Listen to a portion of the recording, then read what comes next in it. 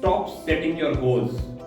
Yes, you might be surprised by listening to this, but I actually mean it. Most of the people, when they set goals, they forget to set the foundation.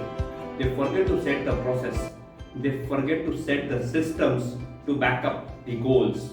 My name is Purav, and I am on a mission to empower 100,000 mid-career professionals to take their next step in 90 days by following a framework at the Career Ownership Hub. I want them to take decisions with clarity, confidence, and courage. Hundreds of mentees are following this framework, and many of them have got their next step already.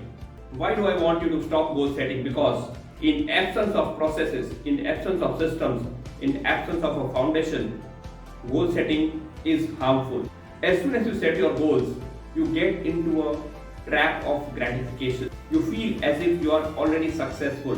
Looking at the goals every day, you feel as if you have achieved the goals, and as a result, you stop taking actions. You get into a complacent mode, and the intensity with which you should take actions reduces. This leads to procrastination and you lose opportunities. When you set your goals, your focus is on the end result and you miss all the learning that happens in the journey.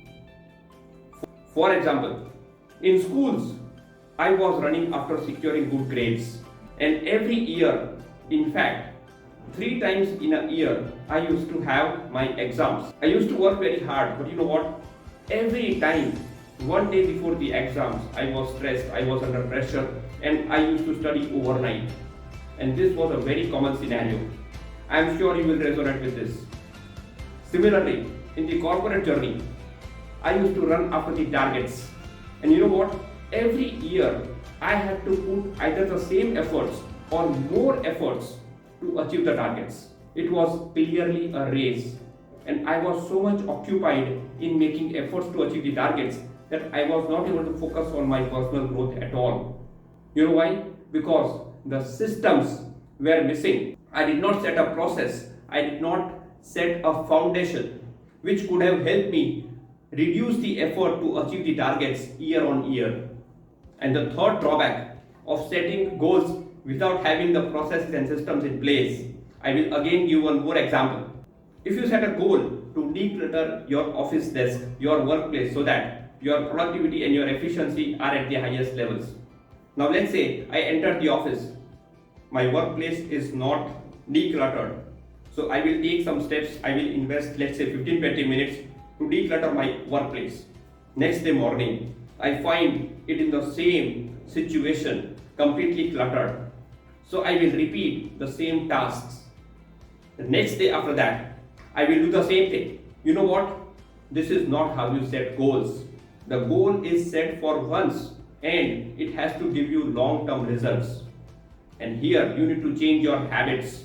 The bottom line is start setting processes, start establishing systems, create a foundation so that every time you set a goal, you have a foundation ready and the effort required to achieve the goals is less. In a 100-meter sprint, everybody has the same target to reach the finish line first, but only one of them wins.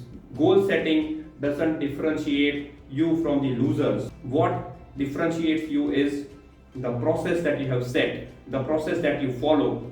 Usain Bolt was 8 times Olympic champion.